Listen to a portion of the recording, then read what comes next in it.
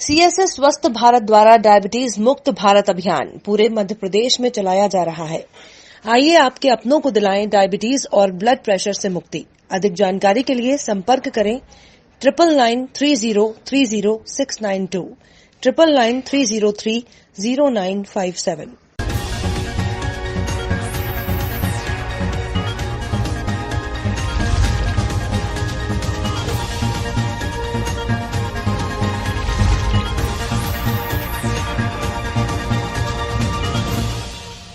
अयोध्या नगरी दुल्हन की तरह सजाई गई। अवसर है रामलला के भव्य मंदिर निर्माण के लिए शिलान्यास रखी गई।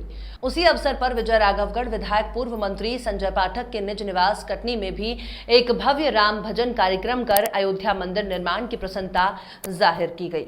संजय पाठक का कहना है कि सनातन धर्म में जन्म लेने का गौरव हो रहा है और प्रधानमंत्री नरेंद्र मोदी के अथक प्रयासों से अयोध्या मंदिर केस को जिस तरह लड़ा और विजय दिवस नहीं दीपावली सा पर्व बनाया, पूरे देश में जहां खुशहाली है और प्रसन्नता दिखाई दे रही है।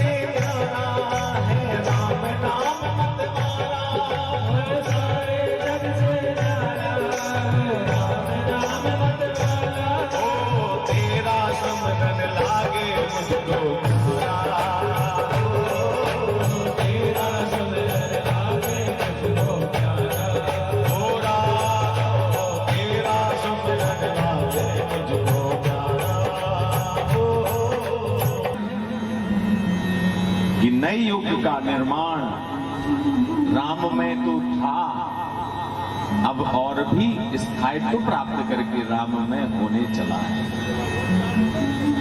500 वर्ष की तपस्या, ऋषि मुनियों संतों का त्याग, श्री राम के चरणों में विश्वास रखने वाले उन अन्य सेवकों का विश्वास आज सफल होगा।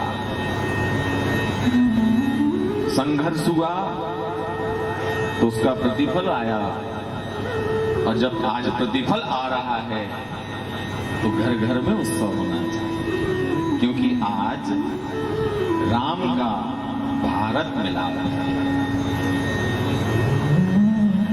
सगुन हो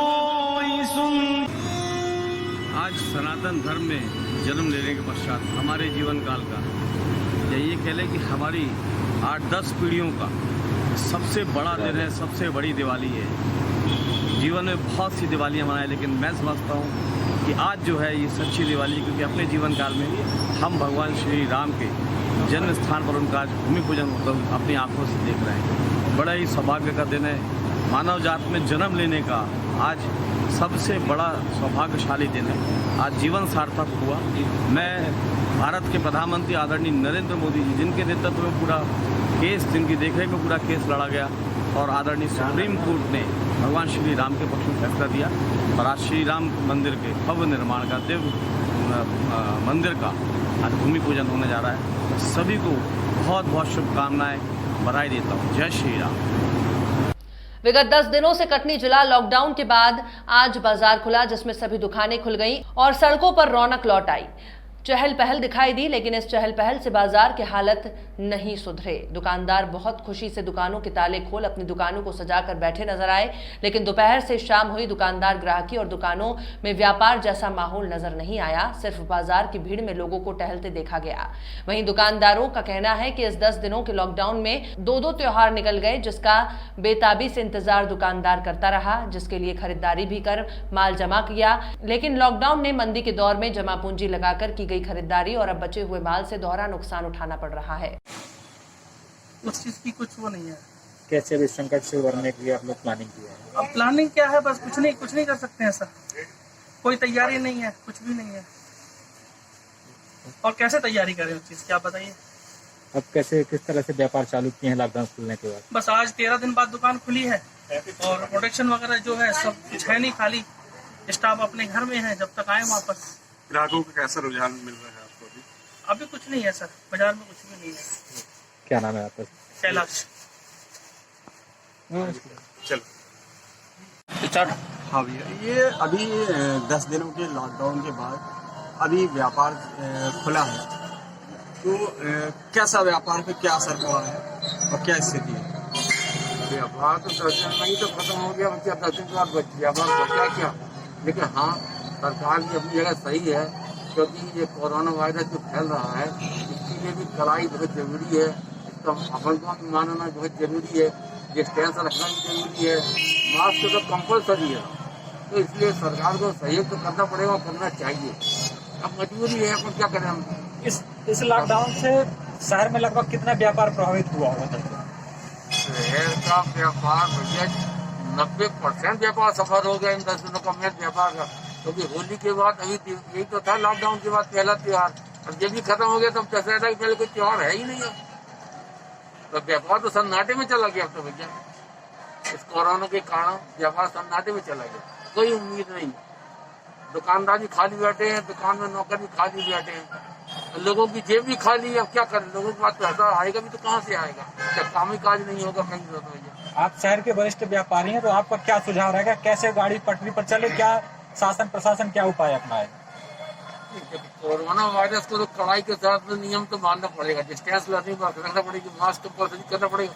लेकिन व्यापार बंद करा के अब आज की स्थिति में अपन सोचे कि कोरोना कंट्रोल कर लेंगे तो ये कठिन है, ये संभव नहीं है। हाँ, जो सरकारी नियम कानून कायदे हैं इनका कड़ाई के साथ पालन होना चाहिए। इसी के द्वारा आप और स्वयं की सावधानी चाहिए। आपको अगर जिंदा रहना तो आपको सावधान तो रहना पड़ेगा, चाहे व्यापारी हो, चाहे ग्राहक हो, चाहे आम आदमी हो। क्या नाम है सर आपका? जी, मेरा नाम शांति कुमार जैन है।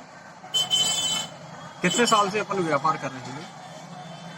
सब व्यापार करते तो सब लगभग 45 साल हो गए। एक तरफ जहां महिलाओं को पुरुषों के समान अधिकार दिए जाने, उन्हें सशक्त करने के दावे तो किए जाते हैं, लेकिन वास्तविक धरातल पर स्थिति इसके विपरीत है। ऐसा ही ताजा मामला कटनी जिले की थाना बाकल अंतर्गत ग्राम चरगवा का है, जिसमें पीड़िता पूजा द्वारा बताया गया कि मेरे पति की मृत्यु हो चुकी है, मैं अकेली ही रहती हूँ। मैं अपने घर के छोटे मोटे काम के लिए अपने पड़ोस के लड़के को बुला लेती थी। इसी बात को लेकर मेरे ही परिवार के लोगों ने दिनांक 31 जुलाई 2020 को 8:30 बजे, जिसमें दुर्गेश, सचिन और उजियार ने मुझे गंदी गंदी माँ बहन की गालियां देते हुए मेरी इज्जत लूटने की कोशिश की। जब अपने मकसद में कामयाब नहीं हुए तो मुझे लाठी डंडों और लात घूंसों से बहुत मारा और मुझे मेरे घर से निकालने का प्रयास भी किया। तब मेरे पड़ोसियों द्वारा मुझे बचाया गया और जाकर इन सब की नामजद रिपोर्ट बालक थाने में दर्ज करवाई। थाने में रिपोर्ट तो दर्ज की गई, लेकिन मेरे रिपोर्ट के बाद भी पुलिस द्वारा 5 दिन बाद भी अपराधियों के ऊपर कोई कार्रवाई नहीं की गई, जिससे अपराधी के ये हौसले बुलंद हैं। सवाल पक्ष वाले आपके साथ मारपीट की, क्या मामला है? सर, वो हमारी इज्जत लूट रहे थे, हम उसमें से हम लोग नहीं हुए तो हमारी जान से मारने की कोशिश करे, जान से मारे डाल के समझो हम होश में आए, जब खा दिया जान बचा। सर, हमारा पति नहीं है तो कह रहे थे घर से निकलो, इसको मारा तो दूसर से ऐसा हो रही है। कौन मारे आप? उजियार, दुर्गेश और सचिन। बाकल कोई कार्रवाई नहीं करी सर, 5 दिन है आज। क्या नाम है आपका? आपकी बहन के साथ मारपीट की है ससुराल वाले, क्या कहना है आपका? जी सर, मेरा ये कहना है कि मेरी बहन की जान लेने के लिए तैयार है।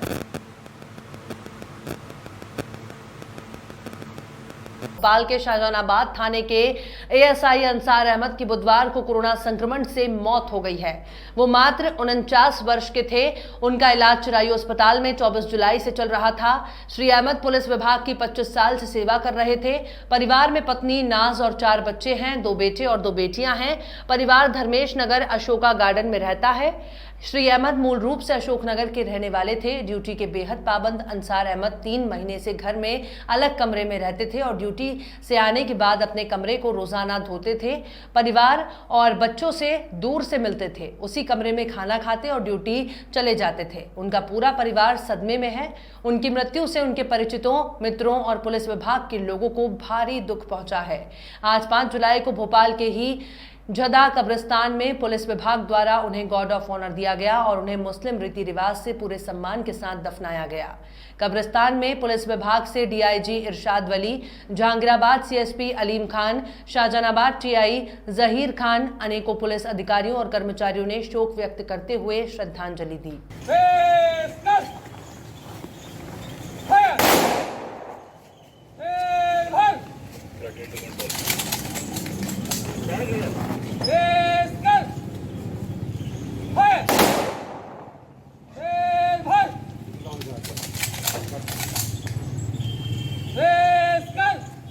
सीएसएस स्वस्थ भारत द्वारा डायबिटीज मुक्त भारत अभियान पूरे मध्य प्रदेश में चलाया जा रहा है।